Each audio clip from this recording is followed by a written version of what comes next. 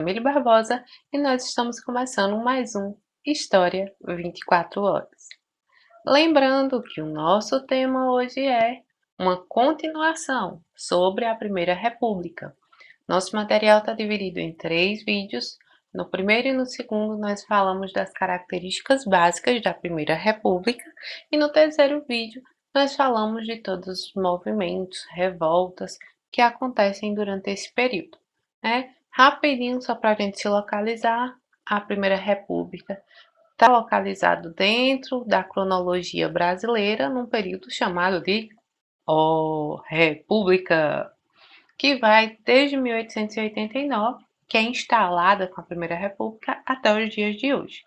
Também vale a pena a gente dar uma olhadinha rapidinho, que nós damos esse nome de Primeira República exatamente por ela ser a primeira pós-monarquia. Então a gente está instalando aí um novo sistema político, tá? E aí a gente vai observar que a gente tem a nova república, que é o que a gente vive nos dias atuais. Mas vamos ao que interessa, porque nós estamos trabalhando República Velha ou Primeira República, tá? São nomes que como ficou conhecido esse período. Então a gente pega a Primeira República ou República Velha, lembra? A gente chama de República Velha porque já tem uma nova república. Então aquela primeira é velha. A gente vai dividir ela em 2 períodos, República da Espada e República Oligárquica.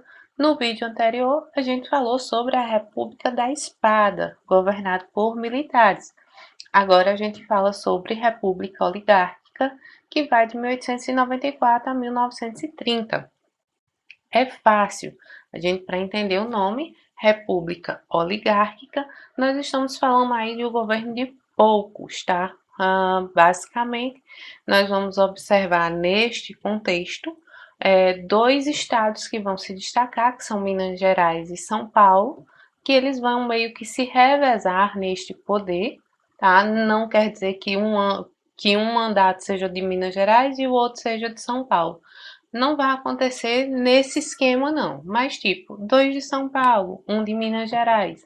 Então, a gente percebe aí que tem uma variação de poder mínima, né? Uma vez que a gente tem o quê? 20 estados e somente 2 conseguem colocar aí representantes desse poder. Para a gente entender como é que São Paulo e Minas Gerais conseguem ficar no poder por tanto tempo, é fácil, muito fácil, tá? O que é que a gente precisa entender? Que foi criado aí um sistema, tá, de interligações, onde a gente vai fazer aí troca de favores que vão fazer com que se mantenha esse desenho na política nacional, tá? Então, o primeiro das armas que a gente vai ter aí nesse momento vai ser o acordo entre o Partido Republicano Paulista e o Partido Republicano Mineiro, onde a gente vai chamar essa política aí de política café com leite. Café representa São Paulo, que era o maior produtor de café. Minas Gerais também era produtora de café, só que em uma menor quantidade, mas também era produtora de leite. Aí a gente apelida ele meio que com carinho de política café com leite. E aí há um acordo entre esses 2 poderes, ou entre esses 2 estados, onde eles vão se alternar do poder. Mas entendam, eles vão precisar de ajuda, tá? Porque apesar de São Paulo ter dinheiro e Minas Gerais ter votos, a gente precisa dos outros estados. Então aí a gente vai surgir com uma nova arma que é a política dos governadores. Minha gente, não tem muito o que entender aí não. É só uma troca de favor, entendeu? Eu troco favores. É um jogo onde o presidente vai trocar favores com os governadores para obter votos. Então, nessa época, a gente vai ver que era muito comum essa troca de favores, como também as fraudes. Pois é, nessa época aí, é, morto votava, era, a pessoa ia lá, pegava os dados na certidão de óbito e ia lá votar, não tinha um controle aí, então existiam muitas fraudes neste período. Mas como é que os governadores vão garantir que os votos vão chegar naquela determinada pessoa? Pois é, essa política dos governadores, do toma lá, da cá, né, onde o presidente dá uma maior autonomia aos estados, e dá verbas para que esse Estado se mantenha, é, é necessário que o Estado ou os representantes entrem em contrapartida com os votos. Mas como garantir esses votos? Pois bem, garantir esses votos aí eles já precisavam de um voto, de uma questão local, de um domínio local. E quem dominava localmente, municipalmente, se a gente pode falar assim, eram os chamados coronéis, que tinham ali os seus currais eleitorais. Sim, pessoal, lembra que a gente está num Brasilzão grande, onde o desenvolvimento não é igual para todo mundo. Então, no interior, as pessoas ficavam dependiam muito dos coronéis, que era uma galera que era remanescente lá da Guarda Nacional, lá do Império, não tem? Aquela galera lá de trás. Então, eles tinham grandes propriedades de terra e eles dominavam o governo local. Então, eles também tinham as trocas de favores, né? Então, eles ofereciam ajuda às pessoas da comunidade, ofereciam ajuda em troca do voto. Então, era um remédio, era uma escola, sabe? Eram coisas desse tipo, uma moradia, um trabalho. Então, eles trocavam isso aí pelo voto. Como é que controlava esse voto? Lembra que lá na Constituição de 1891 está dizendo que esse voto é aberto. Então era muito simples. Eles mandavam jagunços na hora da votação e a galera estava votando para todo mundo ver, votava em quem o coronel mandasse. E assim a gente conseguia manter esse esquema aí, né? Como vocês podem ver, o nome desse voto vai ser o voto de cabresto, tá? Porque eles vão meio que puxar, né? Pegar essa galera que tá lá no curral eleitoral, colocar o cabresto e sair puxando e dizendo em que essas pessoas iriam votar. Fica a reflexão. Será que isso acabou nos dias de hoje? Será que nós não temos mais voto de cabresto? Será que as pessoas não trocam favores? Será que os governos não trocam favores? Fica aí a reflexão, né, minha gente? Com carinho, tá? E aí, pessoal, para fechar mesmo, para garantir que eles iriam se eleger e eleger só a cúpula, só quem eles desejavam, eles ainda vão criar aí a chamada Comissão Verificadora de Poderes. Então, se alguém por acaso que se candidatou e conseguiu passar por essa fraude, passar por esse domínio oligárquico aí, a pessoa conseguir se eleger, mas ela fosse contrária às ideias da política café com leite, o que é que eles faziam? Passava por essa comissão que ia dizer que a candidatura tinha sido fraudada e inventar alguma disputa, uma desculpa, e essa pessoa iria sair do poder. Ou seja, era uma engrenagem organizada para que um pequeno grupo ficasse no poder. Não esqueça, oligarquia significa governo de poucos. Simples assim. E esses poucos eram São Paulo e Minas Gerais, basicamente, né? E aí a gente continua e a gente vai falar aí do nosso primeiro presidente, primeiro não, segundo presidente civil, né? Porque o primeiro é Prudente. Então nós vamos falar sobre o governo de Campos Sales, que ficou politicamente reconhecido pelos seus esforços destinado à consolidação dos interesses políticos das grandes oligarquias cafeeiras. Não sei porque que eu me espanto, né? Entre outras ações econômicas, esse governo tentou reverter a crise inflacionária que tomava conta do Brasil desde lá atrás, desde o governo provisório, tentou renegociar as dívidas, principalmente com banqueiros ingleses, ao mesmo tempo em que o café, o principal produto da nossa pauta de exportação, sofria com baixos preços provenientes da superprodução. Ou seja, a gente produzia café demais e o resultado é que o preço estava baixando, então ele tinha que dar um jeito em sair. Qual foi a saída dele? Pois é, ele fez um acordo econômico chamado de Funding Loan. Vocês já sabem que meu inglês é maravilhoso, né? Então vamos lá. A medida estabelecia uma suspensão temporária de pagamentos de juros para a dívida externa, coisa simples, e oferecia um empréstimo só de 10 milhões de libras esterlinas ao nosso país. Caso esse acordo não fosse cumprido, o que é que os credores estrangeiros iam ganhar? Então, eles iam ter o direito de obter a receita em regiões alfandegárias, iam ter o domínio sobre a estrada de ferro da Central do Brasil e do abastecimento de água da capital, ou seja, do Rio de Janeiro, que era a nossa capital na época. Então, para que essa medida não fosse adotada, o que esse acordo estabelecia? Que fossem elaboradas metas e políticas econômicas a serem cumpridas dentro do Estado brasileiro.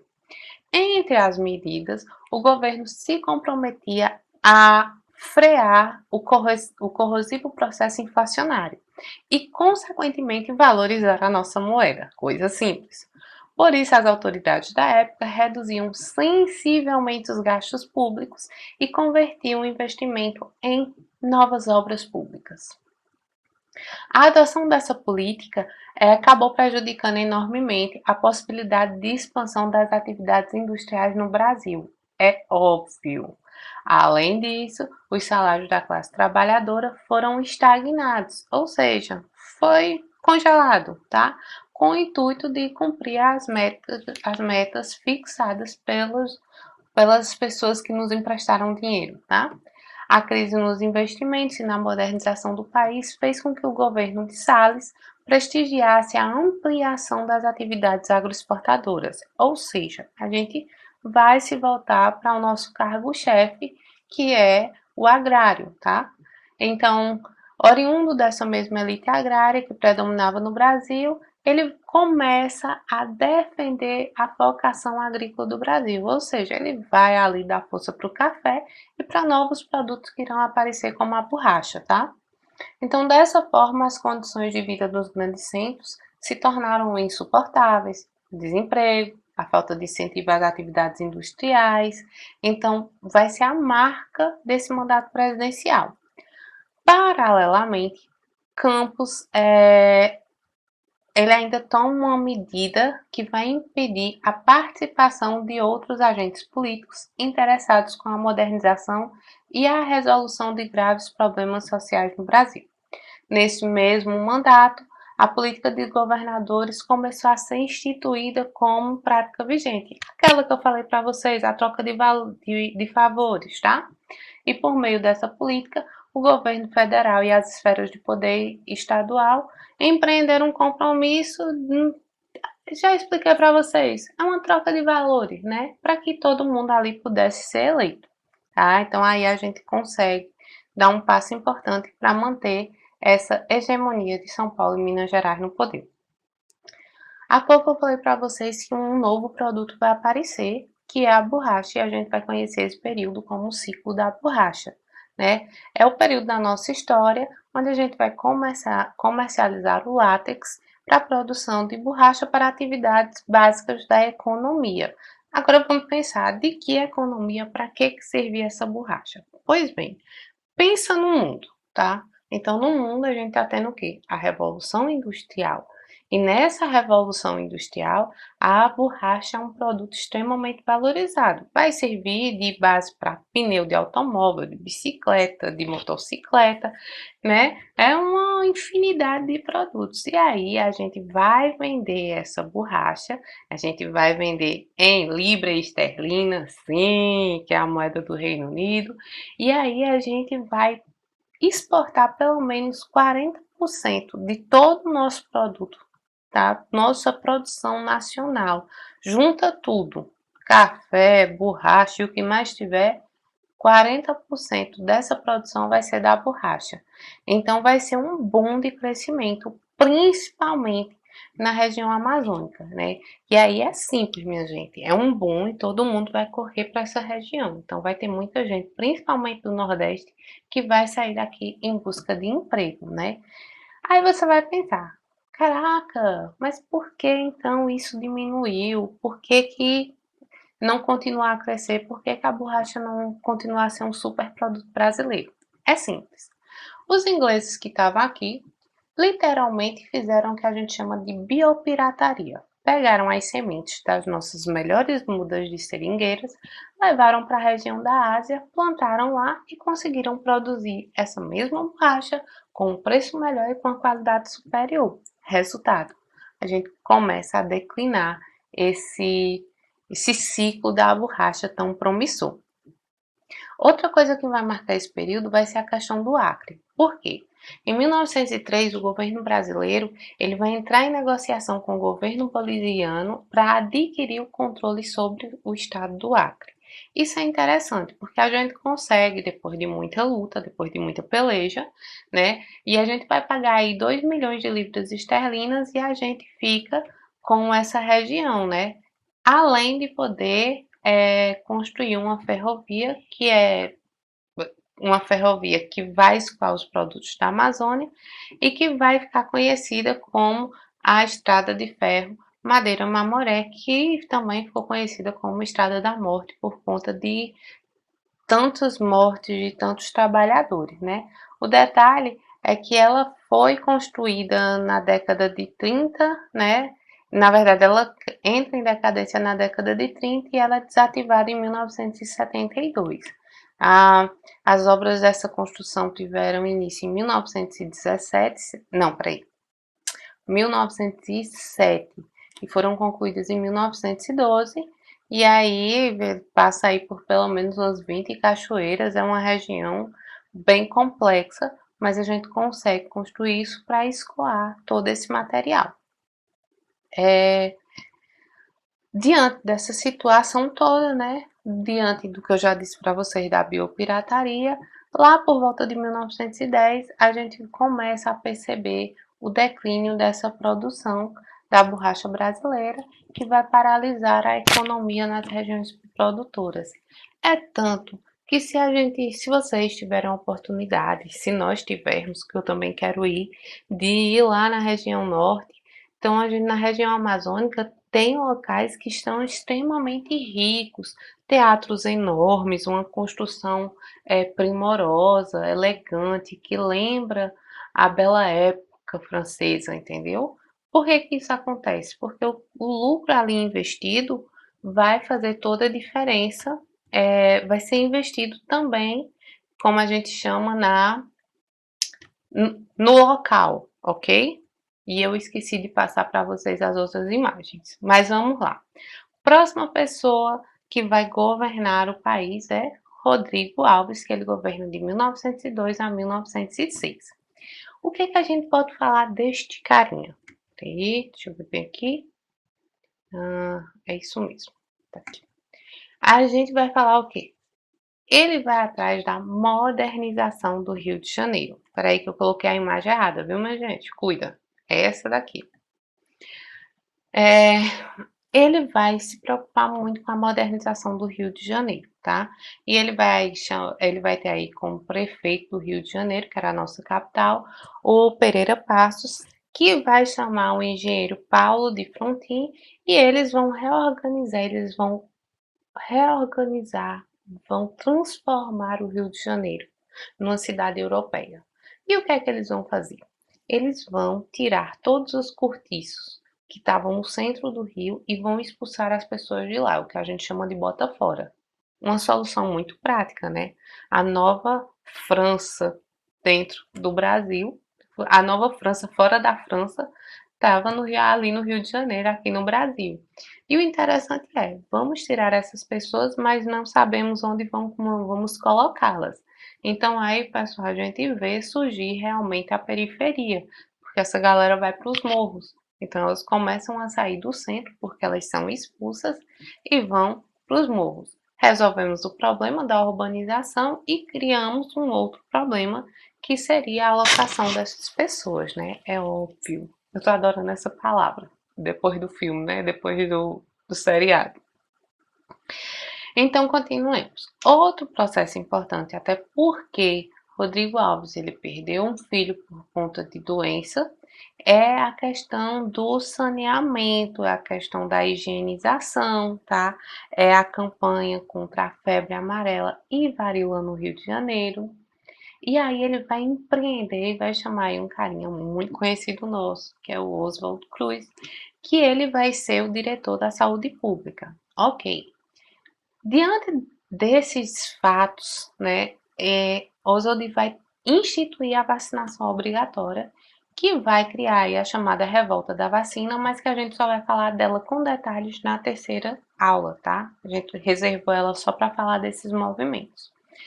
Além disso, a gente tem a assinatura do Convênio Taubaté, que é essa imagenzinha que vocês estão vendo aí, o presidente amarrado, o pezinho dele amarrado ao café. Veja só, a gente já estava tendo um problema de superprodução do café, o que baixava o preço, isso não era novidade. A questão é que agora foi feita uma reunião onde ficou decidido o seguinte: os estados deveriam comprar todo o excedente do café. Isso era o que dizia o convênio de Taubaté. Então, todo o café que eu produzi, que está ali estocado, guardado, sem ninguém comprar, o Estado ia comprar, né? Aí o Estado compra, armazena e o pouco café que fica eu vou vender a um preço legal e assim eu faço o preço do produto subir. E qual era o meu acordo? O meu acordo é como produtor de café eu vou diminuir a produção. Mas, mais uma vez, o povo brasileiro é o povo brasileiro. Não sei o que é que acontece. Ao invés de pararem a produção, eles continuaram produzindo, produzindo, produzindo e o Estado tendo que comprar. Vê, se eles não conseguiam vender o produto sozinho, o Estado comprava, vocês acham que o Estado ia conseguir vender? Lógico que não. O resultado era queimar café, literalmente, uma prática que se transformou muito comum, porque isso vai atender aos estados de São Paulo, de Rio de Janeiro e Minas Gerais. É importante a gente se ligar que isso aí era uma socialização da perda, ou seja, o prejuízo era dividido com toda a população, uma vez que o dinheiro que era gasto para comprar as sacas de café que estavam sendo produzidas em exagero era para ser utilizado no restante do país em reformas que melhorassem a condição do povo brasileiro, que era bem ruim. Além disso, é uma marca desse governo também de Rodrigo Alves a criação da Lei Adolfo Gordo. Veja só, a gente já tinha recebido aí muitos imigrantes, e esses imigrantes já vêm de uma história de luta, de revolta, de revolução, né? Eles já passaram aí, esses imigrantes europeus, pela questão trabalhista. Então, quando eles vêm para o Brasil e nas poucas indústrias que estão ali, eles começam realmente a fazer greve. Então, essa lei ela é criada para que qualquer operário que fosse imigrante e fizesse greve, ele pudesse ser extraditado. Então, era um jeito de controlar aí também o trabalhador. Bem, depois dele, nós vamos ter Afonso Pena, tá? Quem foi Afonso Pena? Deixa eu ver se eu não confundi aqui o nome do sujeito. Acho que eu confundi, minha gente. Não coloquei uma foto de Afonso Pena, vou ficar devendo, viu? A gente vai com esse aqui mesmo. O que é que vai acontecer com Afonso Pena? Bem, ele é um representante mineiro. Agora é que a gente, depois de todos esses presidentes que eu já falei, agora é que vai sair o primeiro presidente mineiro em 1906. Ele só fica 2 anos no poder porque ele falece. Mas antes disso, a gente pode dizer que a chegada ao poder dele é uma garantia de manter as oligarquias cafeeiras. Basicamente isso, né? Então ele vai tentar combater a superprodução do café, adotando medidas drásticas que vão retirar milhares de safras do café, coisa que já vinha sendo feita, né? Detalhe, a gente ainda estava pagando por isso. E aí a gente tem aí a marca de uma economia frágil e extremamente independente. Já no setor industrial, o governo buscou realizar alguns tímidos investimentos em uma área da economia restringida pela hegemonia oligárquica, ou seja, a indústria era para uma minoria, né? Dessa maneira, vai destinar recursos para, para realizar aí a cobrança de taxas alfandegárias que vão beneficiar o processo de ampliação do nosso mercado consumidor diante da indústria natural. Paralelamente, ele vai investir no setor ferroviário e vai incentivar a chegada de europeus no Brasil, até porque a gente precisa de mão de obra qualificada. Com relação à questão militar, ele vai ter o cuidado de fazer a média com esse setor, tá? Então ele vai prestigiar esse setor. Ele vai destinar recursos para que armamentos fossem adquiridos, tornou o serviço militar obrigatório, a Marinha foi agraciada com a compra de novos equipamentos, eh, incluindo aí a aquisição de encouraçados, que eram navios imensos, que reforçariam o poder de fogo das Forças Armadas. Então ele já fez um arrumadinho aí com a galera do Exército e da Marinha. Em 1908, inspirado em grandes eventos culturais europeus, este governo realiza uma enorme exposição nacional que vai vincular a imagem do Brasil de uma forma positiva, tá?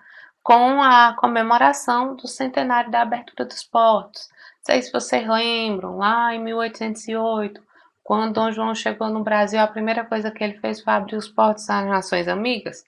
Pois é, ele já fez aí uma comemoração de um centenário, e no ano seguinte, né, porque em 1908 ele falece, quem vai assumir aí é Afonso Pena, que vai suceder na presidência, né? Qual é o problema de Afonso Pena? Ele vai encontrar aí várias dificuldades. É... Ai, minha gente, eu disse Afonso Pena, não foi? Corrige, bem ligeirinho. Nilo Peçanha, tá?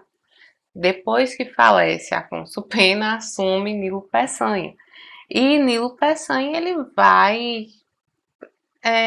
ele vai tentar manter essa estrutura, entendeu?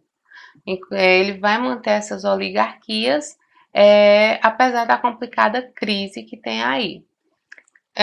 Depois dele, a gente vai ver que há uma disputa entre Rui Barbosa e o militar Hermes da Fonseca, que era sobrinho de Deodoro da Fonseca e que vai assumir o mandato. Oi, Laí. Opa, é aqui. Deodoro da Fonseca.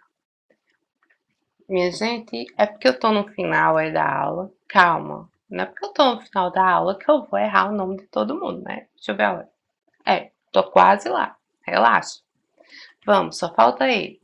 Então nós vamos para Hermes da Fonseca, que era ninguém mais, ninguém menos do que o sobrinho de Deodoro da Fonseca, o proclamador da nossa república, o criador do nosso feriado de 15 de novembro, né?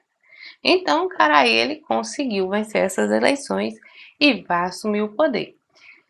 Veja só, um fato importante que a gente vai marcar aí dentro desse governo de Hermes da Fonseca é porque ele vai tentar arrumar um apoio que fuja de Minas, somente de Minas Gerais. Então ele vai criar aí uma política chamada política salvacionista, tá? O que era isso? Intervenção militar nos estados. Então ele tira os governadores e substitui por governadores que ele quisesse. Entendeu aí a jogada? Só que aí ele está ampliando, né? Ele está deixando um pouco a política dos governadores de lado, que era uma troca de favores, e agora a gente está falando de intervenção militar. Então Hermes da Fonseca ele vai se valer dos argumentos de que seu propósito era sanear as instituições republicanas e acabar de vez com a corrupção. Gente, você já viu o nome mais doce do que corrupção aqui no Brasil? Claro, isso aí vem do tempo da nossa formação. Parece que vem assim no pacote. Brasil, corrupção. Mas vamos lá. Então ele tenta fazer isso. Não dá muito certo, sabe, minha gente? Por quê? Porque a gente vai observar que vai ter aí um embate, tá? Principalmente na região Nordeste, onde a política dos governadores e a política local tem um poder muito forte. Então, eles não vão aceitar. E aí a gente vai ver eclodir, vai ver surgir revoltas e rebeliões armadas praticamente em todos os estados contra os interventores. Dentro dessas rebeliões, eu posso citar para vocês a revolta da Chibata, a sedição de Juazeiro. Sim, Juazeiro aqui do ladinho. A gente vai falar na próxima aula. Então, Guerra do Contestado, Cangaço, tudo isso aí vai fazer parte do governo de Hermes da Fonseca e vai mostrar essa insatisfação. Mas tudo isso vai ser detalhado na nossa terceira aula. paciência. Para resumir, no final das contas, ele recua e ele vai fazer uma reaproximação entre Minas Gerais e São Paulo, é, retomando a política café com leite. Basicamente isso, ele retoma essa política café com leite e aí ele vai apoiar a candidatura do gaúcho Pinheiro Machado. Perdão, ele não. Minas Gerais e São Paulo vão se unir para competir, para disputar a eleição com a indicação do gaúcho Pinheiro Machado, né? Então, junta São Paulo e Minas Gerais para vencer o gaúcho. E o representante, vamos dizer assim, café com leite, é Venceslau Braz, que vai conseguir se eleger e vai governar o Brasil de 1914 até 1918. Pessoal, basicamente a República Oligárquica está aqui totalmente definida, totalmente explicadinha para vocês. O que é que acontece? Na nossa terceira aula, nós vamos falar de todas as revoltas. De todas não, mas das principais revoltas que acontecem durante a Primeira República, né? Na nossa primeira aula a gente falou de duas, que foi a Revolta da Armada e a Revolução Federalista, e nessa última aula a gente vai falar aí de todos os movimentos que vão acontecer neste período, principalmente da República Oligárquica. E aí a gente vai entender também que o povo não aceitou tudo de braço cruzado, sem fazer nada, né? A gente tem que também tirar esse mito. A gente constrói muitos mitos dentro da história e um deles que a gente construiu é de que o povo brasileiro não luta pelos seus ideais. A gente vai provar na próxima aula que não é bem assim. A gente não aceita também tudo caladinho, não, tá bom? Então, beijo, até a próxima aula. Fique em casa, se cuida e estudem.